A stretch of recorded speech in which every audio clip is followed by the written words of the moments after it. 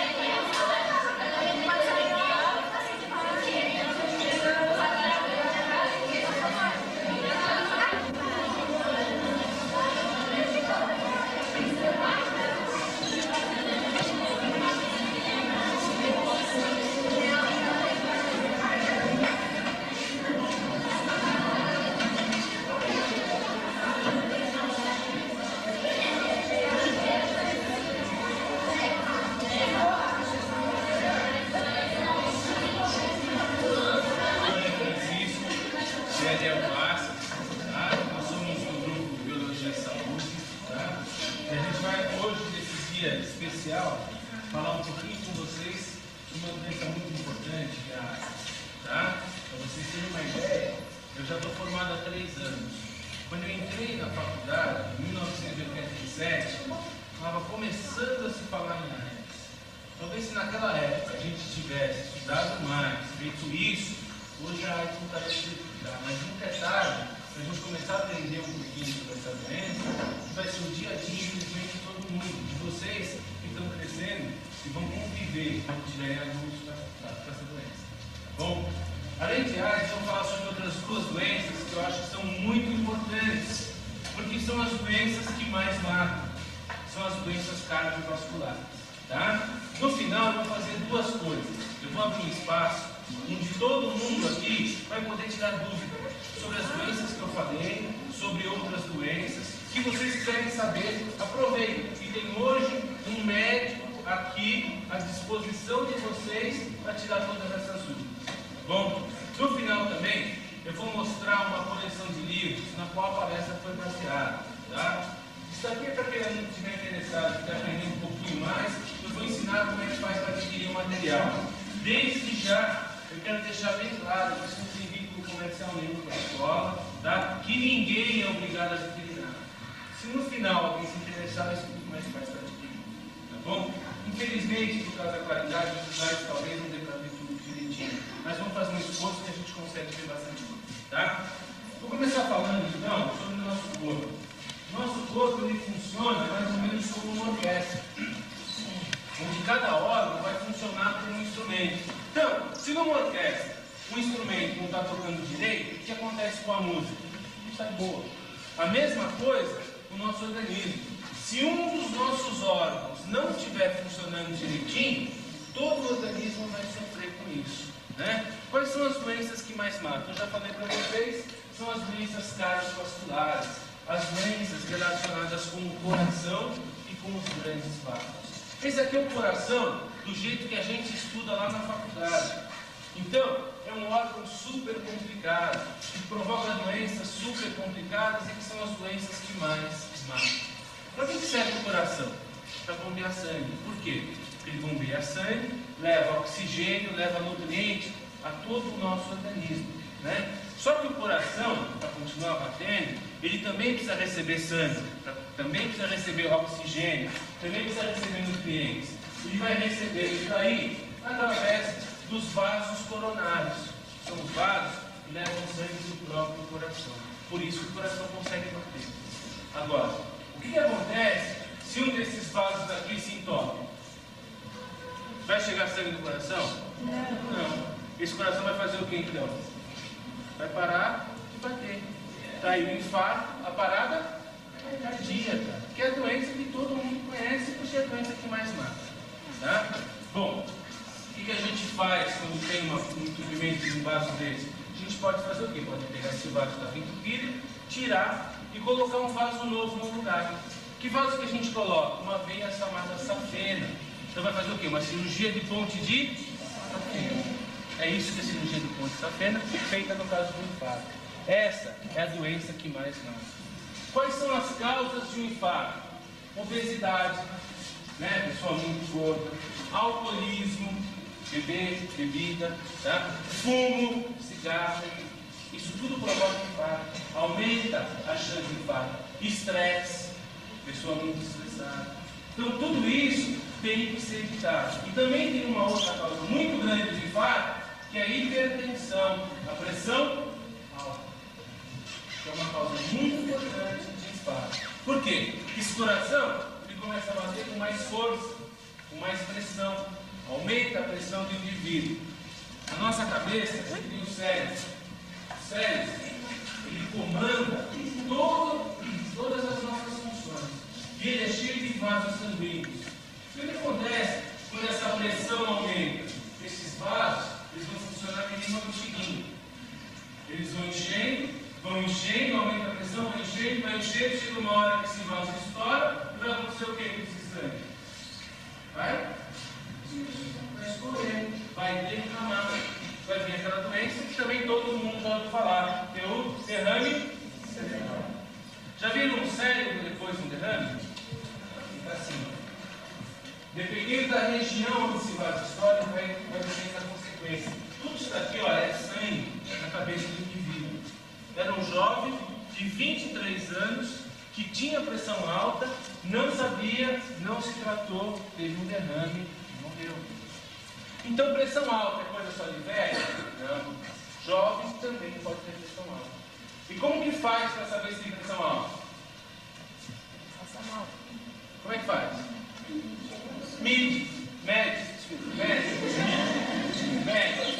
O único jeito de saber se tem pressão alta é medindo. Isso é muito importante. Tá? Por quê? Porque vem aquela pessoa e fala assim, eu sei quando a minha pressão está alta, tenho dor de cabeça, tenho enjoo, tudo bem. Pode até saber. Só que, infelizmente, presta atenção, na maioria das vezes, a pressão está alta e a pessoa não sente. Só sente depois que tem um derrame, que fica torto, o braço torto, arrastando a perna. Já viram a gente na rua assim? Isso é um derrame, quando não morre. Essas são as duas doenças que mais matam: parada cardíaca e pressão alta. Entendido? Controlando a pressão, fazendo dieta, tá? Evitando estresse, álcool, fumo, obesidade. Tá bom? Agora eu vou falar um pouquinho do motivo da nossa aula, né? Que é a AIDS. Bom, o que é a AIDS? A AIDS é uma doença. A AIDS é uma doença, como o próprio nome diz, deixa eu apagar um pouquinho para vocês. AIDS, né? AIDS, o que quer dizer AIDS? AIDS é a síndrome, S de síndrome. Síndrome da imunodeficiência e de imunodeficiência AD, adquirida. Então, AIDS É a síndrome da imunodeficiência adquirida. Nossa, o que quer dizer tudo isso? Então, tá aqui. O indivíduo, quando ele pega AIDS, ele tem uma síndrome. Síndrome é um conjunto de sinais e sintomas. O que é gripe? É espirrar, é tossir, é ter febre. AIDS é muito mais que isso. Por isso que chama síndrome. Então, o indivíduo com AIDS, ele vai ter febre baixa constante, ele vai ter alterações neurológicas, ele vai ter tosse, ele vai ter diarreia, ele vai ter infiltração nos pulmões. AIDS é uma doença que pega desde o fio de cabelo até o dedão do pé. Todos os órgãos são cometidos. Por que isso?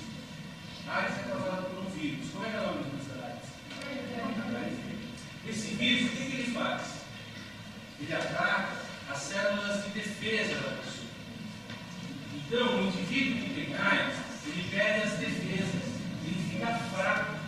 Qualquer doencinha, por pior, por mais bobinha que seja, uma criança se cura, eu vou mostrar para vocês, numa idade, ele não tem defesa, ele fica fraco, ele fica mais fraco do que uma criança, ele morre dessas doenças. Para vocês terem uma ideia, a quarta causa de morte em AIDS é sapinho. Sapinho, aquele que dá na boca de criança de 2, 3 anos, que sara sozinho, que cura sozinho, num AIDS, morre. Morre por quê? Porque o organismo dele está fraco. Então a AIDS, ela provoca uma série de alterações. AIDS mata? Mata ou não mata? Não. Presta atenção. A AIDS deixa o indivíduo fraco. O que vai matar esse AIDS são essas outras doenças oportunistas. Ele morre sim por causa da AIDS, mas a AIDS deixa o indivíduo fraco.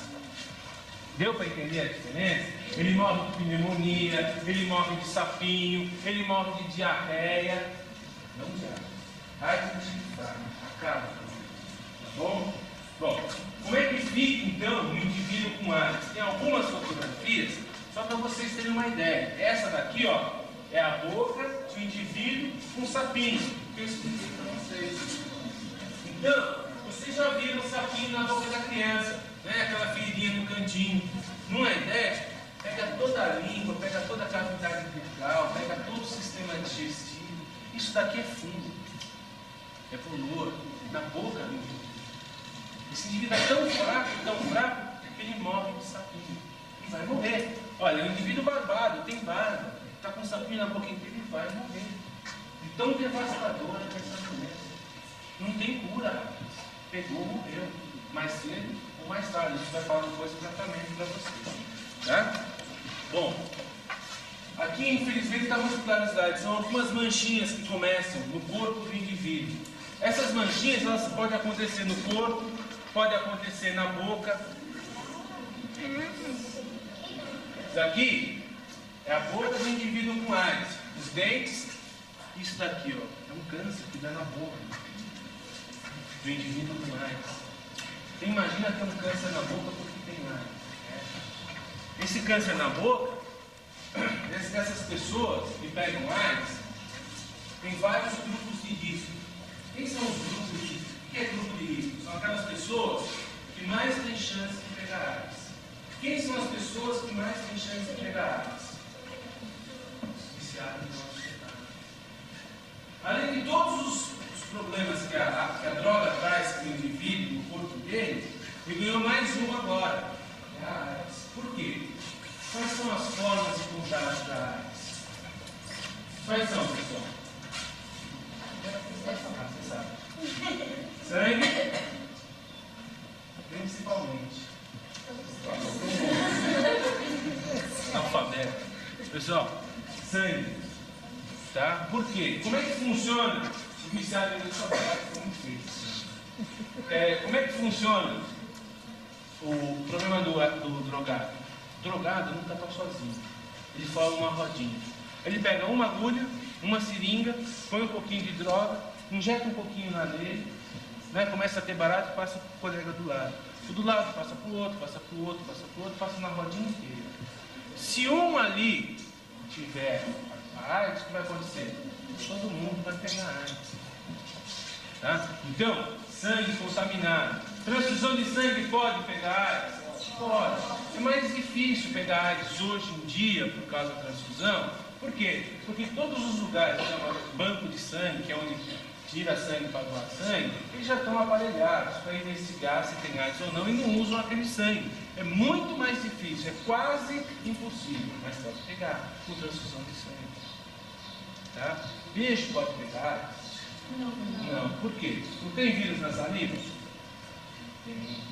Tem vírus na saliva. Em todos os líquidos do exército. Então, olha, aonde que tem o vírus da AIDS? Tem no sangue, todo mundo sabe. Tem na secreção vaginal da mulher? Tem. Tem no esperma do homem?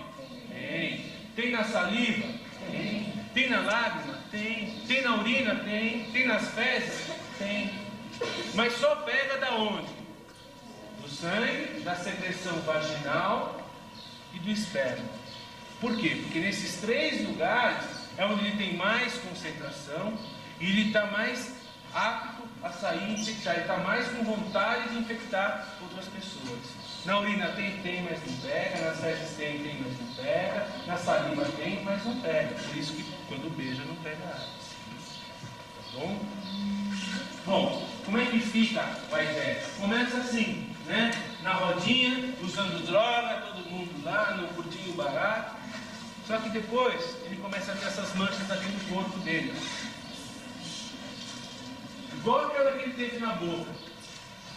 Aí ele começa a ter sapinho na boca e fica com o organismo todo debilitado. Aí ele começa a ter diarreia, uma atrás da outra. E agora eu vou mostrar um slide que é muito chocante. Mas é bom que vocês vejam agora e não esqueçam mais. Qual que é o fim de uma ideia? É isso daqui. Tá? Pessoal, é assim que morre. Tá? E é para assustar vocês mesmo. Porque essa história de enquanto está lá, com os amigos, fazendo bagunça, não se prevenir, não está nem pensando no que pode acontecer. Como eu falei para vocês logo no começo, né? Quando eu entrei na faculdade, em 1987, estava começando a se falar em AIDS.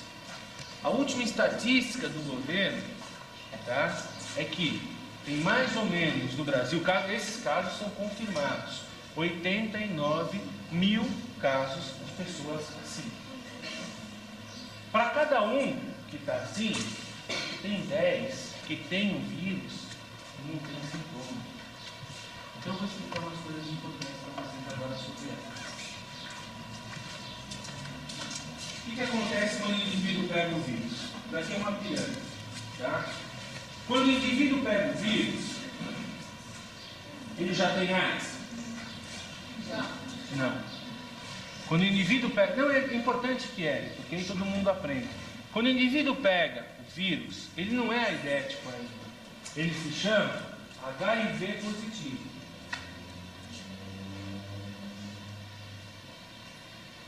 HIV positivo é um indivíduo que tem o vírus, mas não tem sintoma.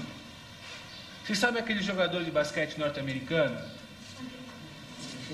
Não é que... Não. Desse tamanho, forte. Olhando para ele, dá para dizer que ele tem o vírus da AIDS? Não. E já tem uns 3, 4 anos.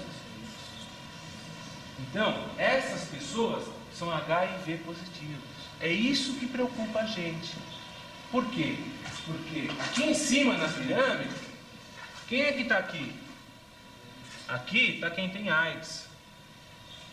Quem é que tem AIDS? São aqueles que têm os sintomas que vocês viram aqui: mancha, diarreia, infecção no pulmão, pneumonia, né? Esses têm AIDS. O problema são esses daqui, ó, que têm o vírus e que é a maior parte da população que tem o vírus. Por que é um problema? Porque ele não sabe o que tem o vírus. Ele começa a espalhar o vírus. Então, se uma pessoa que tem o vírus, mas não tem doença, ela pode contaminar outra pessoa? Pode.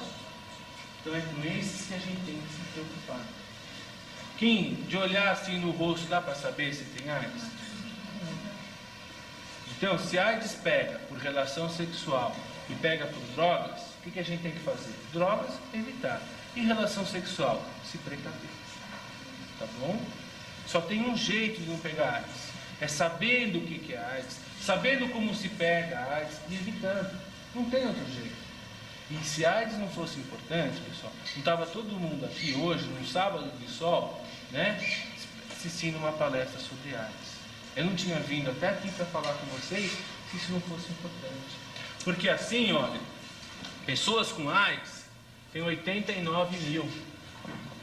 No Brasil, tem 89 mil pessoas, tá, que tem aqueles sintomas.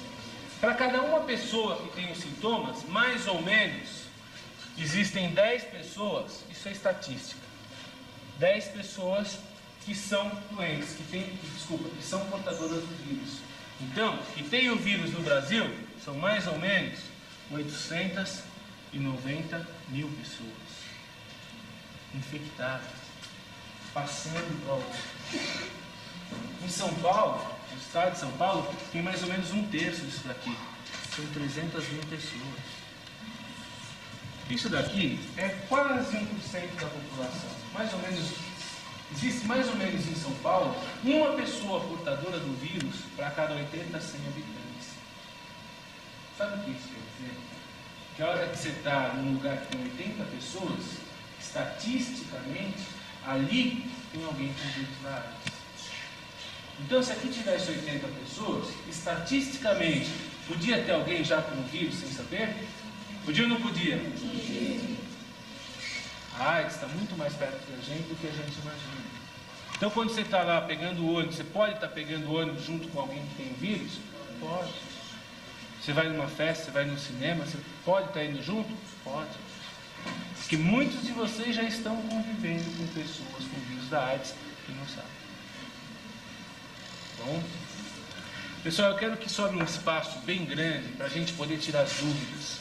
Senão eu fico só falando e vocês não têm a oportunidade de fazer as perguntas. Antes de começar a tirar as dúvidas, eu quero fazer duas coisas. Primeiro, eu quero saber se valeu a pena perder essa meia hora para aprender um pouquinho sobre AIDS, sobre doenças. Se valeu a pena, se é importante saber tudo isso sobre medicina preventiva. E esse que valeu a pena perder essa meia hora, vir aqui hoje, por favor, levanta a mão. Obrigado, tá? É por isso que a gente vem lá aqui para dar palestra, porque a gente sabe que é importante. Só em meia hora, dá para falar tudo para vocês? Não por isso, eu não vim aqui para ensinar medicina para vocês. Medicina, para quem não sabe, são 6 anos de faculdade, mais 2 de especialização. Depois de 8 anos, o médico sabe tudo? A gente tem sempre que estar estudando. Tá? Então não dá para falar tudo para vocês. Por isso que eu trouxe um material para mostrar para vocês que vem complementar a palestra. Eu posso mostrar rapidamente esse material para vocês? Bom, só para vocês saberem, tá? São 3 volumes e 2 manuais que vão falar sobre as principais doenças, tá? O volume 1, presta atenção.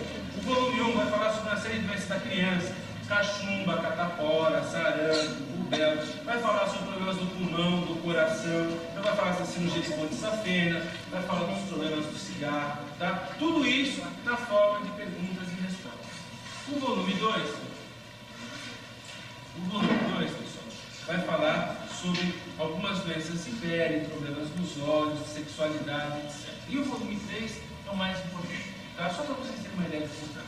O volume 3, ele vai falar sobre sexualidade, aparelho genital feminino, aparelho genital masculino. Então vai mostrar como ocorre uma fecundação, né? Como é que a criança vai se desenvolver dentro do corpo da mãe. Como é que a criança vai se desenvolver dentro do corpo da mãe. E aqui também vai ensinar como é que faz a fazer um parto de emergência. Tá? Foco e foco. Pessoal, isso daqui não é para sair por aí fazendo parte toda grávida, tá? Só para saber o que fazer e o que não fazer, tá? O pior que não ajudar é atrapalhar, tá bom? Também vai falar sobre o parto e também vai falar para vocês sobre alguns métodos anticoncepcionais. Vai falar do genital masculino, vai falar da camisinha, da pílula, do DIU, do diafragma. Camisinha por quê? Porque a camisinha entra no nosso diário. Tá? Bom, no final, vai falar sobre doenças do sistema nervoso. Então vai falar sobre a dor de cabeça. Quem é que não tem dor de cabeça? né? Dor de cabeça, vai falar sobre epilepsia, vai falar sobre psicose maníaca depressiva e vai falar também sobre drogas e alcoolismo, tá bom? Bom, para completar tem 2 manuais. Um manual vai falar só sobre doenças sexualmente transmissíveis, tá? Pra vocês terem uma ideia, o Brasil é campeão mundial em doenças sexualmente transmissíveis. Existem 22 tipos diferentes que estão aqui nesse manual. A grande vantagem desse manual é que ele traz fotografia. Então, só de olhar, a pessoa vai poder, por comparação, estar aprendendo. Ah, eu tenho vergonha de falar sobre essas coisas, então eu nem falar. Deixa em cima da mesa, alguém vai passar, vai olhar e vai aprender por comparação. Isso daqui, pessoal, sabe o que é isso? Parece um ratinho, mas não é. Isso daqui é uma boa por causa de sífilis. Presta atenção no processo. Um aborto por causa de sífilis. Então, a mãe desse menino aqui tinha sífilis, não sabia, não se tratou, passou para a criança e olha só. Fruto do quê? Da falta de informação, da ignorância. Sífilis é uma doença, pode começar por outras partes do corpo, pelas mãos, pelos pés, pela cabeça, e a gente nem sabe que é uma doença sexualmente transmissível. Tá? Então está aqui o manual que vai falar só sobre doenças sexualmente transmissíveis. E para terminar, lógico, o nosso maior orgulho, que é um manual só sobre AIDS. Tá? Por quê? Porque aqui vai responder a maioria das perguntas que vocês querem saber. De onde vem o vírus da AIDS? Pega pelo beijo, pega pelo aperto de mão, pega pelo abraço. Quais são os números da AIDS? O que eu faço para evitar a AIDS? Quais são os sintomas da AIDS? O que fazer? Quais são os exames? O que fazer no caso de uma pessoa que tem AIDS? Né? Tudo isso na forma de perguntas e respostas. Tá? Para vocês verem a importância desse material chegar a todos vocês, ele não é colocado à venda em livraria nenhuma. Tá? Por quê? Se você vai vender numa livraria, né, você ia chegar lá primeiro e ia perguntar: bom, quanto que vai custar esses 3 volumes, esse manual de drogas? Quanto que vai sair isso daí para mim? Aí o livreiro tem os gastos dele, água, luz, telefone, empregado, vai somar tudo isso e vai falar: bom, esses 3 volumes, mais manual de doenças sexualmente transmissíveis, mais manual de AIDS, vai sair à vista por R$400. Tem gente que tem dinheiro? Tem gente que tem dinheiro, tem tempo, vai lá e compra. Mas isso é justo? Não. Por quê? Quem tem dinheiro está cada vez mais bem informado, mais bem de saúde. Quem não tem, está sendo chumbado dele. Como eu já falei, por que o livro está caro? Porque o livro tem os gastos, luz, telefone, empregado, tudo isso quem vai gastar vocês. Então os médicos que fizeram essa coleção receberam isso. Sabendo a importância de chegar a todos vocês, o que eles fizeram? Chamaram a gente para vir aqui, dar a palestra e trazer o material. Como a gente traz o material, a gente não tem gasto com luz, com telefone, com empregado, então não tem como nem por que custar tudo isso daqui. A gente ainda pode dar 3 grandes vantagens. A primeira vantagem é que não vai mais ser à vista, vai ser parcelado em 4 parcelas. E essas parcelas, elas vão ser iguais, elas vão ser fixas. Aí você fala assim: tudo bem, 400 dividido por 4 vai dar 100. Vai dar R$100 cada parcela? Já ajuda, eu sei. Só que ainda é muito caro. A gente conseguiu um desconto ainda maior. 50%. Eu quero para R$50. Ótimo, tenho certeza que a maioria pode juntar R$50 no final do mês para levar a informação para casa. Só que tem escolas muito mais afastadas, pessoas muito mais carentes que não têm necessidade. Então a gente conseguiu um desconto ainda maior, e ainda mais hoje, né? Então o que a gente fez? A gente conseguiu 4 parcelas de R$32,86. Você pode multiplicar isso aqui por 4, nunca vai dar aqueles 470 anos. Ah, mas eu não sabia que você vinha, não tenho dinheiro, não tenho cheque, como é que eu faço? Tudo bem, pessoal, que dia que é hoje? 30 juntos? 12. Sim, mês que vem, pessoal, tá? Aí, a segunda metade, tá? Primeiro, só o mês que vem. Peraí, Francisco, então vão ser 4 parcelas iguais, eu vou começar a pagar a primeira só no mês que vem? Não, você vai começar a pagar a primeira só no ano que vem. Só no ano que vem? Só no dia 5 de janeiro. Peraí, Francisco, quer dizer que eu tenho esse mês inteiro e só no dia 5 que eu vou pagar a primeira? Exatamente. E vão ser 3 parcelas iguais, 4 parcelas iguais, 32? Exatamente. Então como é que eu faço para adquirir? Eu vou passar para vocês fichinhas como essa, e depois que todo mundo ficasse com uma fichinha na mão. Quem tiver interessado, eu tenho caneta aqui, vem aqui, pega uma caneta e preenche a fichinha com o nome deles, telefone, etc. Tá? Só quem tiver interessado. Tudo bem? Bom, aí como é que faz? Aí faz o seguinte, daqui a uma semana vai receber um carnezinho em casa, no trabalho, na casa de um parente, e na data que você escolher vai lá no banco de paga. Ah, Francisco, só tem um negócio. Quando é que eu vou começar a aprender? Quando é que eu vou começar a levar esse material para casa? Está aí a terceira maior vontade. Quem estiver interessado, vai poder levar esse material na sua casa já. Tá legal? Hoje mesmo, para vocês verem como o nosso trabalho é bonito e como é importante que esse material chegue a todos vocês. Tá? Para isso, eu queria que todo mundo ficasse com uma fichinha na mão para eu contar quantas pessoas assistiram a palestra. Não, só passa para trás. Pega uma e passa para trás. Porque depois, as pessoas que assistiram a palestra, a gente vai dar um certificado. Então, precisava contar quantas pessoas assistiram, tá? Queria que todo mundo ficasse com a fichinha. Sempre a maioria aqui precisa falar com o pai, precisa falar com a mãe, tá? Quem puder decidir agora, decide agora. Quem não puder, depois no final a gente conversa como é que faz, tá? O que eu queria é que todo mundo ficasse com uma fichinha na mão, por favor. Pega uma e passa para trás. Que todo mundo ficasse com uma fichinha na mão. Quem estiver interessado, obrigado. Quem estiver interessado, por favor, levanta a mão e agora nós vamos abrir espaço para as dúvidas, tá? Pessoal, presta atenção. A gente fala bem rápido. Que é para levantar em vocês a curiosidade.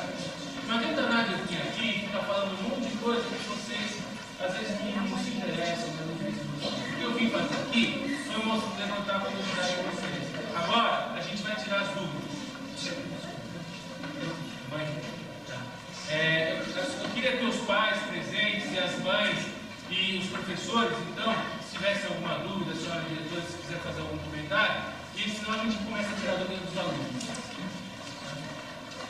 Bom, eu acho assim, como o senhor falou, que é de grande importância, principalmente os alunos, estarem cientes de todas as consequências, né, da falta de informação. Então, nós percebemos que o nosso país ele tem assim, baixos índices, muitos itens, devido à falta de informação. Então, está na hora de realmente nós nos utilizarmos daquela frase, né? Educação e saúde não há melhor remédio. É um projeto da Secretaria de Educação e Saúde, né? Conjunto. E eu espero que no próximo ano, que essa atividade seja multiplicada, que nós tenhamos muito mais pais e alunos, né? No evento, na sala de leitura, na sala de vídeo e na palestra. Então, eu gostaria de deixar em aberto que os alunos e os pais que estiverem aqui, fazerem as perguntas e tirarem as dúvidas. E gostaria também, principalmente que os alunos não se acanhassem, porque fica assim, um pergunta, o outro não pergunta, de vergonha, e depois quem tem vergonha fica sem saber duas vezes, né? Já não sabia, está tendo a oportunidade de saber, e não pergunta por vergonha e vai sair daqui continuando com a dúvida, tá? E queria agradecer também, né, o doutor Fernando, o doutor Vasquez, é isso, né? Pela presença. E convidá-los à tarde, o pessoal que tem vizinhos e parentes, para que venham assistir a palestra. E que estejam à vontade para tirar as dúvidas aí, aproveitando a oportunidade. Muito obrigada.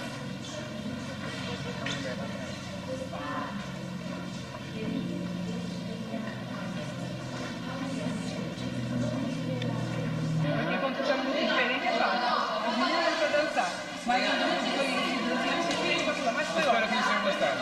Tá bom, então ano que vem a gente tem dificuldade. Hoje vem alguém, mas ano que vem a gente vai. Tá bom? Muito obrigada.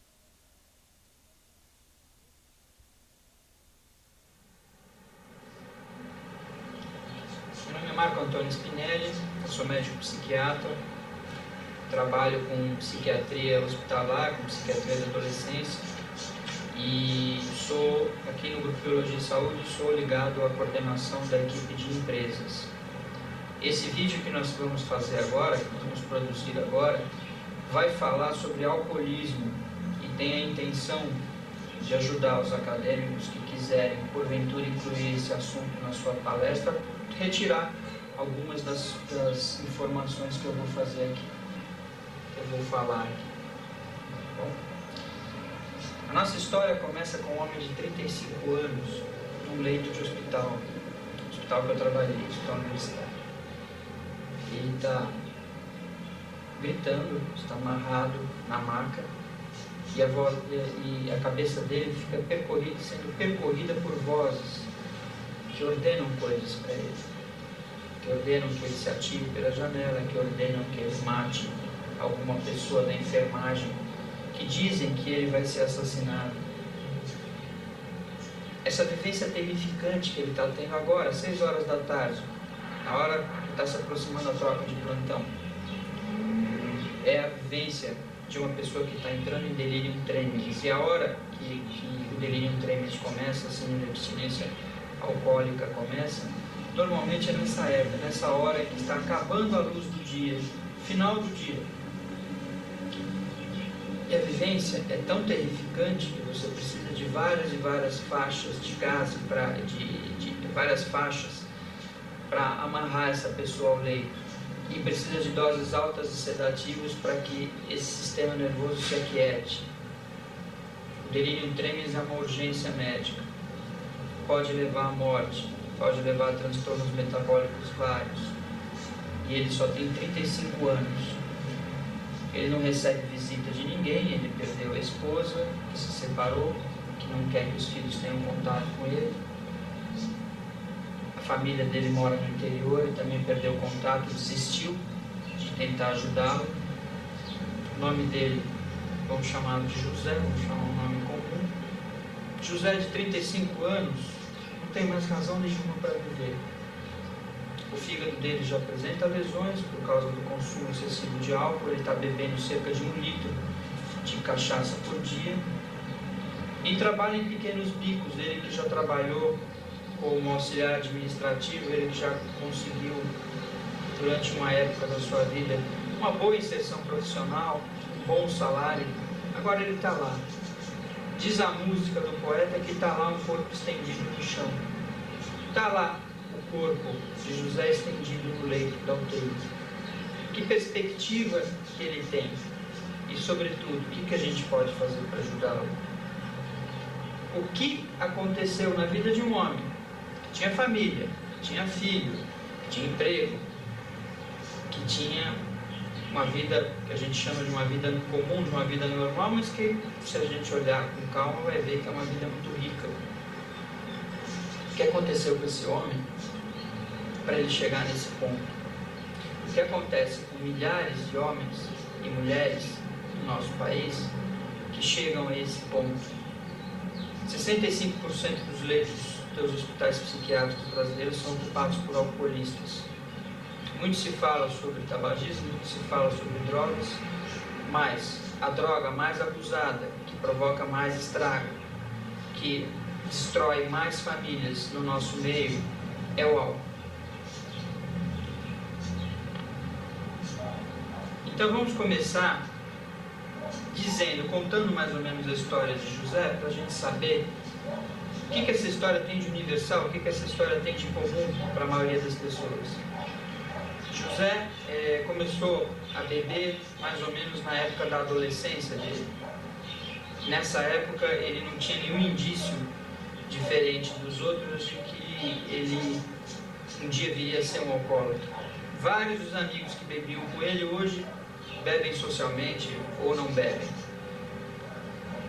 José, quando tinha por volta dos 14, 15 anos, fazia o que os adolescentes fazem. Ele se embriagava, normalmente em situações de festa, situação de encontro com amigos, situações em que ele estava feliz, que ele estava querendo compartilhar essa felicidade, ele acabava exagerando um pouco na bebida. Como a maioria das pessoas, quando ele exagerava na bebida, ele passava mal. E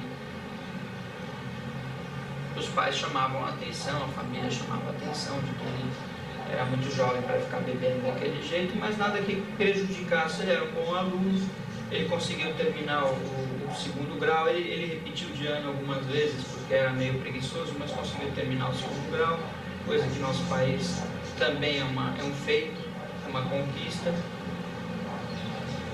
E ele começou a trabalhar em algumas empresas, começou a ter amigos, e aí uma das coisas que começou a se instalar o padrão de uso de bebida foi quando ele, para ser aceito pelos colegas mais velhos, ele começou a sair todo final de expediente.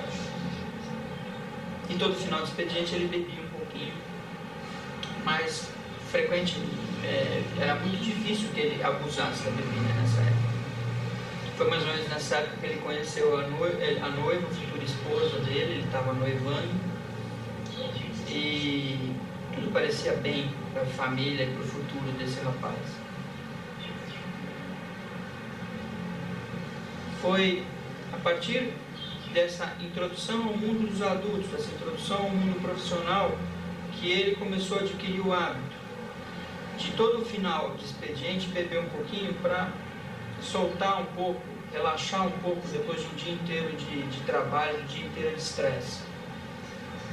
Logo, para dormir, depois de um dia muito difícil, ele precisava tomar uma dose de etílico.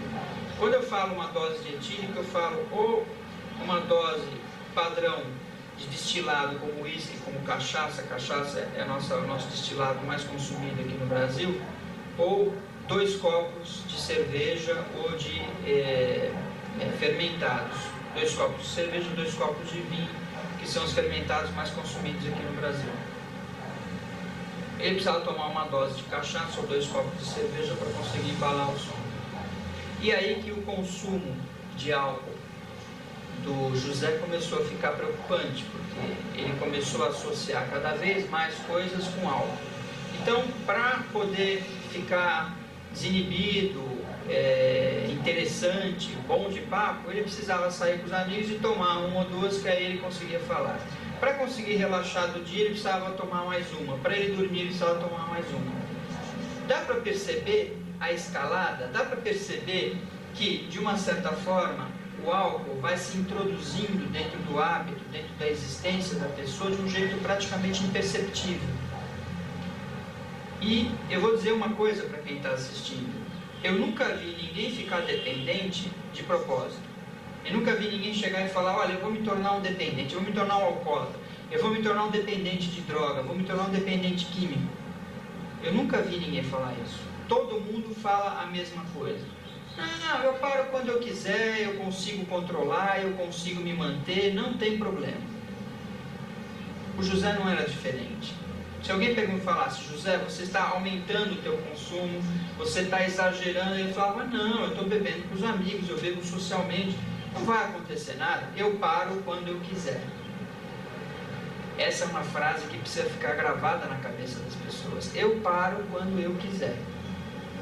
Porque é a frase que eu mais ouvi na minha vida de quem estava se tornando ou já tinha se tornado dependente e não sabia. Ninguém quer se dizer doente. Ninguém quer admitir que está doente. Muito mais difícil ainda é admitir que precisa de ajuda. Isso vai ser crucial na ajuda do alcoólatra, eu vou falar mais adiante. Então, o José, como todo futuro alcoólatra, ele dizia que estava tudo bem. E nesse padrão de uso de álcool diário, ele foi tomando 2, 3 doses por dia, que já é um consumo razoável. Ele casou, e como todo mundo que casa cheio de ideias, cheio de fantasias sobre o casamento. E o casamento é uma relação a 2, não é uma relação que se instale de um jeito fácil. Como a maioria dos casais, eles tiveram dificuldades no começo do casamento, dificuldades de adaptação de lado a lado. Mas o José tinha um complicador a mais. Quanto mais ele brigava com a esposa, mais ele se distanciava, mais tarde ele chegava. E como é que ele fazia para chegar tarde em casa? Ele ficava bebendo com os amigos. Quando nasceu o primeiro filho na vida de um homem é uma alegria muito grande, mas é também um estresse muito grande. Os americanos classificam numa escala de estresse 0 a 6, uma pontuação 4 para o primeiro filho. E para o José não foi diferente. O primeiro filho deixou a esposa mais distante ainda dele, deixou a vida dele ainda mais complicada, a responsabilidade dele ainda maior. E o José foi se subtraindo daquelas responsabilidades, daquelas coisas que o amedrontavam, sempre através da bebida. Depois de um certo período, ele começava a chegar bêbado em casa. Chegava 1 vez por semana, 2 vezes por semana, 3 vezes por semana. Nessas ocasiões, o consumo excessivo de álcool permitia a ele colocar algumas frustrações para fora. Frustração com o trabalho, frustração com a condução, frustração com o casamento, frustração que todos nós temos. É natural na nossa vida nós termos frustrações. E o José descarregava isso muitas vezes de forma violenta, violência verbal e violência por vezes física. Ele nunca chegou a agredir ou machucar a mulher, mas ele sempre ameaçava. E o filho dele, de 1 ou 2 anos, assistia a isso.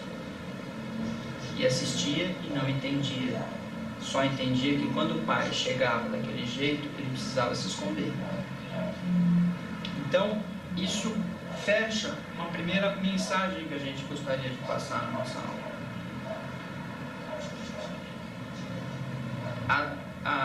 O hábito da bebida alcoólica, ele se instala em todo mundo que bebe diariamente. Seja qual for a determinância, se a pessoa é exposta muito ao álcool, ela vai desenvolver algum tipo de dependência. O álcool vai se incorporando dentro da vida dela, que nem ele, que nem no caso dele. O mais difícil é quando isso vai acontecendo sem que a pessoa perceba, até que ela monta 2 vidas, uma vida que ela tem bebendo dentro do bar com os amigos, uma vida fora do bar, e que a vida fora do bar vai ficando cada vez mais ameaçadora, cada vez mais chata, cada vez mais menos atraente para o futuro alcoolista. E nessa hora ele começa a adentrar um padrão de uso cada vez mais com intoxicações, que são as bebedeiras, cada vez mais com cenas desagradáveis, e cada vez mais ele vai se aproximando da dependência, achando que está tudo bem.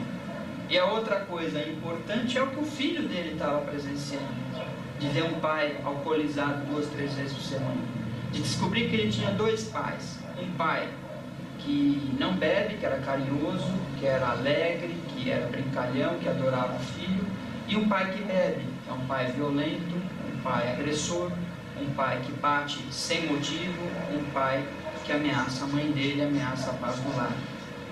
Então, as influências familiares que esse menino está recebendo são muito parecidas com a própria influência de José, que ele já esqueceu de quando ele era menino de 2, 3 anos, quando o pai dele fazia uma coisa muito parecida. Isso é muito importante que se lembrem, porque a pessoa que está fazendo abuso de álcool, ela não está só prejudicando a si mesma, mas ela está formando um padrão de comportamento ou um padrão de identificação que o filho inconscientemente pode reproduzir no futuro. E a gente sabe que os filhos de alcoólatras, eles têm um risco quase 10 vezes maior do que a população em geral de desenvolver o alcoolismo. Por razões genéticas, ou seja, porque o organismo dele também se adapta mais facilmente ao álcool, ele sente menos problemas com o consumo de álcool, menos ressaca, menos alteração de concentração, menos mal-estar. Então ele consegue consumir quantidades cada vez maiores de álcool sem ter tanto desconforto, sem ter tanto problema. É muito engraçado que a gente tem amigos, por exemplo, orientais, que bebem um pouquinho assim de cerveja, já fica com o olho vermelho, né? Por quê? Porque biologicamente o organismo deles não metaboliza o álcool como o nosso organismo. Então é difícil essas pessoas que passam muito mal com pouco álcool desenvolverem o alcoolismo. Enquanto que as pessoas que se adaptam mais fácil ao álcool têm uma predisposição maior a desenvolver o alcoolismo. Então, se a pessoa tem alguém na família que é alcoolista, sobretudo um parente próximo, sobretudo um pai, isso precisa, ou uma mãe, né, porque hoje cada vez mais as mulheres também viram alcoolistas, alcoólatras, é importante que quem faz parte dessa família saiba que ele tem uma fragilidade maior e, portanto, ele deve ser mais cuidadoso, ele deve se proteger mais. Então, esse foi o estrago que começou a ter na vida de José. E todo mundo que falava com ele praticamente parecia que estavam falando de outra pessoa. Ele falava, não, porque quando ele acabava ou ele saía das bebedeiras, ele lembrava muito pouco do que tinha acontecido. Não aconteceu, eu não bebi, não aconteceu, eu vou parar, eu vou melhorar. Isso começou a gerar atritos mais frequentes, a mulher pensar em se separar, e ele falava que não, ele prometia, a mulher sentia pena, porque ele implorava para ela mais uma chance, e continuava bebendo, e continuava minimizando. E quando é que a gente sabe que uma pessoa está começando a ficar dependente da droga, a desenvolver a dependência. Por vários determinantes biológicos, determinantes sociais, determinantes psicológicos. Determinantes psicológicos, quais que seriam? A pessoa começa a ficar cada vez mais envolvida ou preocupada em atividades que possam proporcionar o consumo de álcool. Então, a pessoa vai criando cada vez mais no seu dia a dia ocasiões para beber. Então, aquele cara que bebia só no final do dia, começa a beber no almoço. Ou acorda de manhã com mal-estar, com a mão tremendo um pouquinho, que é uma coisa que eu vou falar um pouco adiante, e ele começa a beber para não tremer a mão. Ele começa a introduzir a bebida. Chega no trabalho, ele sente que o trabalho não está rendendo, não está indo bem, ele pede, dá uma licencinha, desce no boteco, toma uma dose de álcool, aí ele volta mais relaxado, ele volta mais. É muito difícil quem começa a ter a dependência de álcool não ter uma ansiedade muito grande, não ter uma sensação muito grande de risco sem saber por quê. E é muito comum a pessoa procurar o álcool para tentar acalmar essa sensação. Então, psicologicamente, a pessoa vai cada vez mais construindo uma vida em que ela precisa da bebida, que ela procura ocasiões para a bebida, que ela incorpora a bebida nos seus hábitos.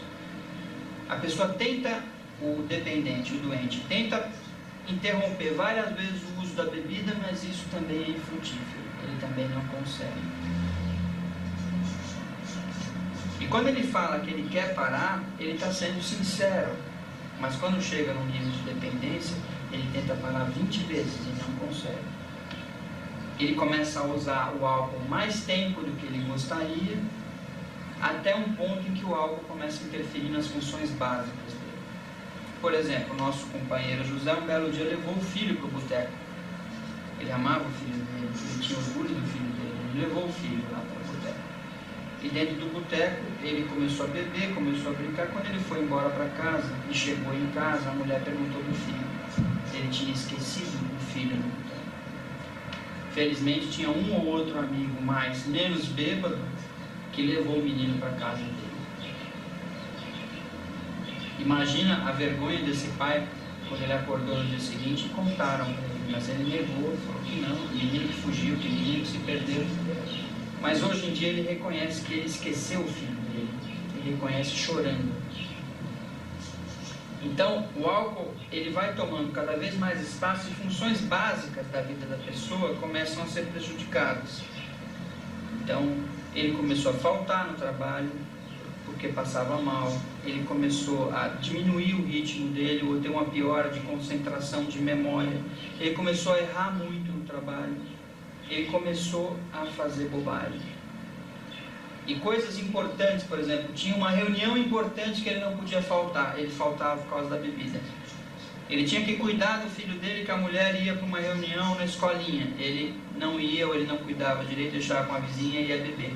Então, situações em que ele tinha responsabilidade, que ele não podia beber porque ele precisava manter aquela responsabilidade assumida, ele acabava não conseguindo. Isso é um indício de que o álcool está comendo por baixo todas as possibilidades de inserção social. E o que acontece com o alcoolista? Ele vai se afastando do meio social, ele vai se afastando das pessoas queridas, ele vai se afastando da vida profissional, ele vai se afastando de tudo que tem contato com a realidade. E vai cada vez mais procurando aquele mundo do boteco. Porque não tem nenhum lugar, nenhum boteco que se negue para um alcoólatra um copo de cachaça. Podem negar um remédio, podem negar um antibiótico, podem negar até socorro quando ele desmaia, mas ninguém nega mais um copo de cachaça. Então, mesmo quando ele acaba de beber, quando acaba o dinheiro dele, as pessoas pagam e tem quase que uma irmandade de alcoólatras que um sustenta a dependência do outro. E foi o que foi acontecendo com José. Quais foram os determinantes biológicos que indicaram que ele estava tendo uma dependência? Primeiro, esse tremor de extremidade. Por quê? Porque ele dormia e o organismo fica 6, 7 horas sem o álcool e começa a ter o que a gente chama de síndrome de abstinência. O que é abstinência? Aquela célula nervosa que está acostumada com alto nível de álcool circulando dentro do organismo, que está acostumada a ter o álcool, quando o álcool desaparece, ela começa a disparar. e aí começa a ter o tremor de extremidade, que é uma das primeiras demonstrações. Ele teve uma úlcera, ele vomitava sangue, ele pegou uma pneumonia, e isso todos são sinais de uma síndrome de abstinência. Às vezes se manifesta com vômitos, se manifesta com mal-estar gástrico, né, um mal-estar de estômago, às vezes se manifesta com uma convulsão. Tem muito alcoólatra sendo tratado como epilético, quando na verdade ele não é epilético, ele teve uma crise convulsiva uma crise epilética por abstinência da bebida. Porque aquele sistema nervoso que está acostumado, quando fica sem, ele começa a disparar, a célula nervosa começa a disparar. E aí tremores de extremidades, convulsões, alucinações visuais, alucinações auditivas, ele começa a ouvir aquelas vozes que estava ouvindo no hospital, ele começa a ver bichos passando pela frente, e ele sabe que se ele tomar a bebida, ele vai conseguir deter aqueles efeitos. E aí nós estamos numa fase já bastante grave da dependência do álcool, quando a pessoa não bebe mais porque ela quer estar feliz, porque ela quer estar alegre, porque ela quer estar bem. Não, ela começa a beber para evitar os sintomas de abstinência, que são terríveis. Ela começa a ficar presa da própria doença onde ela se meteu. Como se a doença apontasse um revólver para ela e fala: bebe, senão você vai passar mal. Bebe, senão você vai se ferrar. Então a pessoa bebe por medo, a pessoa bebe por vergonha, a pessoa começa a beber para não passar mal. Essa foi a fase que a vida do José finalmente descambou. Foi a fase em que a mulher não aguentou mais. Um homem que acordava de noite dizendo que tinha bandido querendo entrar em casa. Um homem que um dia ameaçou ela e o filho com a faca, achando que eles eram bandidos porque ele estava alucinando. Um homem que ela não sabia se saía de casa vivo e voltaria vivo no final do dia. Um homem que foi despedido do emprego. Um homem que foi afastado dos amigos, que vivia de bicos, de pequenos bicos. Começou de um profissional de 2º grau completo, ele passou a fazer trabalhos manuais, ele passou tudo que desse um pouquinho de dinheiro para ele conseguir manter o consumo de álcool. Ele parou de dar dinheiro para essa mulher, e essa mulher se viu com um homem violento, um homem doente e um homem, sobretudo, que machucava diariamente a formação do filho dela. E ela preferiu entre a vida ela sabia que se ela saísse da vida dele, ele teria um grande risco de vida, mas ela priorizou a saúde mental do filho, o que a gente não pode questionar, né? E ela foi embora, largou esse cara, e esse cara passou a viver em casas de amigos, em casas de pessoas conhecidas, de amigos de boteco, que davam a cama para ele dormir, mas ele vivia quase que como um sem-teto até ir parar no nosso hospital. Foi essa trajetória do nosso personagem, do nosso paciente. Quando ele chegou no hospital, quais eram as lesões decorrentes do álcool? A úlcera, que eu já citei. Ele tinha uma lesão no órgão chamado pâncreas, que é uma lesão extremamente grave e mortal, que é a pancreatite. Ele estava com sinais de pancreatite que acabaram não se desenvolvendo.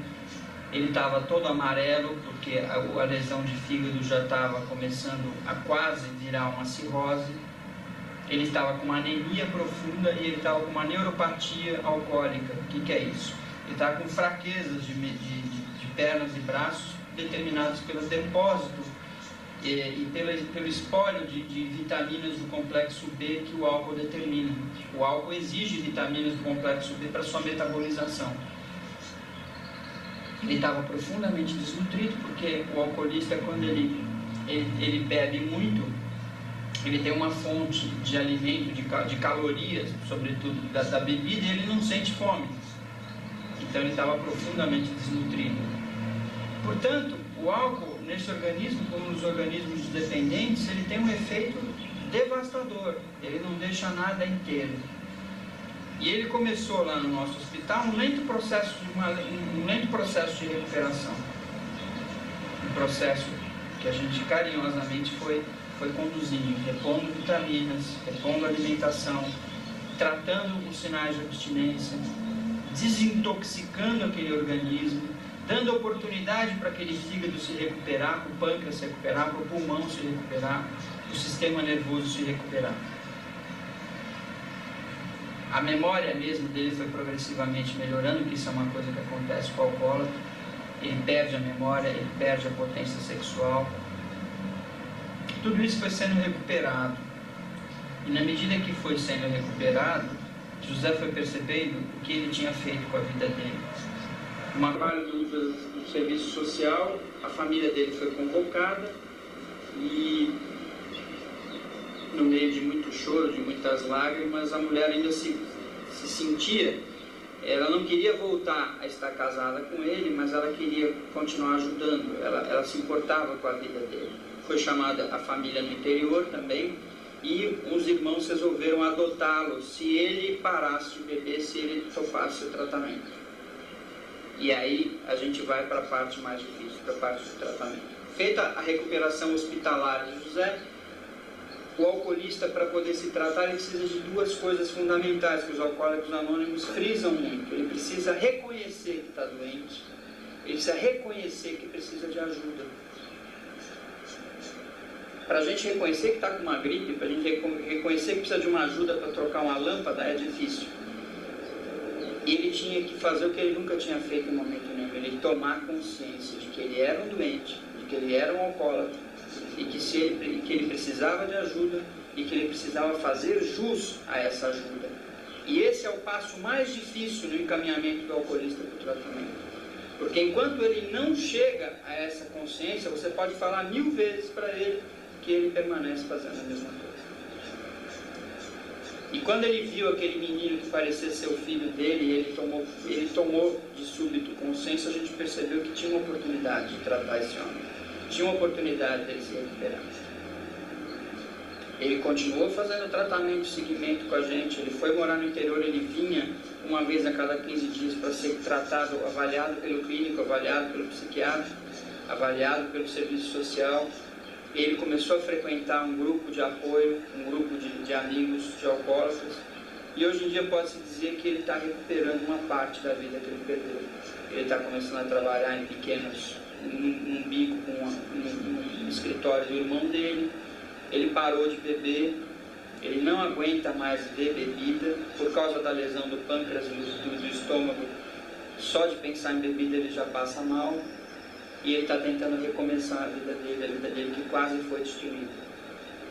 O José teve sorte, mais sorte do que quase a maioria dos alcoólatras, que acabam caminhando para várias complicações, como a cirrose, que é o câncer do fígado, para pancreatite, para pneumonias que acabam matando, para traumas de crânio quando está bêbado, que pode dar sangramentos para o sistema nervoso. E a mortalidade dessas pessoas é muito maior do que a população em geral. E quando qualquer médico sabe que se você tem uma vaga da UTI e você tem a opção de ceder para um alcoólatra ou para outra pessoa que não é alcoólatra, você vai ceder para quem não é alcoólatra, porque ela tem mais chance de sobreviver do que o alcoólatra. É triste, mas é assim. Então, a questão principal é a questão da prevenção. E como é que a gente pode começar a fazer a prevenção? Primeiro, explicando desde cedo para aquele filho, a população principal, aquele filho que viu o pai beber muito, para aquele filho que viu o pai se destemperar por causa da bebida, começar desde cedo a educação dessa criança contrária ao álcool. Devemos nos preocupar com as nossas crianças, mas não só com as crianças. Esse tipo de vídeo, esse tipo de aula que a gente veicula nas empresas, nas escolas, é uma forma de prevenção. E o nosso grupo de biologia e saúde, ele tem isso como principal objetivo, de que a nossa única arma, ou a nossa melhor arma de prevenção é a informação. E essa informação precisa circular. Então, eu vou resumir mais ou menos os principais tópicos. A instalação é progressiva, ninguém sabe, ninguém acha que vai virar um alcoólatra. O álcool vai entrando cada vez mais dentro dos hábitos, vai ganhando cada vez mais o tempo da pessoa, a preocupação da pessoa, e passa a ser a única forma de prazer da pessoa. A pessoa começa a ficar dependente quando ela começa a ter dependência psíquica, né? Ela pensa o tempo todo em obter a bebida. Quando ela não está bêbada, ela está procurando beber, ou procurando ocasião para beber. uma dependência que a gente chama de fisiológica, antigamente chamava de dependência física, quando a pessoa começa a precisar do álcool para não passar mal. Antes ela chamava de dependência física, agora a gente chama de dependência fisiológica, quer dizer, o organismo precisa da bebida para funcionar bem. Quando o álcool começa a afetar profundamente a inserção social da pessoa, essa pessoa precisa muito de ajuda. E às vezes uma conversa só não adianta, você precisa falar 1, 2, 10, 100, 1000 vezes para essa pessoa até que aquela informação penetre nela. E sobretudo, a gente não deve desistir de ninguém. A gente não deve falar, deixa esse pau d'água morrer porque ele não vale nada. Todo ser humano merece uma chance de recuperação. Mas a chance nós damos para ele e ele tem que dar a si mesmo. E ela tem que dar a si própria, porque cada vez mais mulheres também estão desenvolvendo alcoolismo. Então era isso que a gente queria falar sobre o alcoolismo e vamos abrir agora para as dúvidas das pessoas que assistiram. Muito obrigado pela atenção.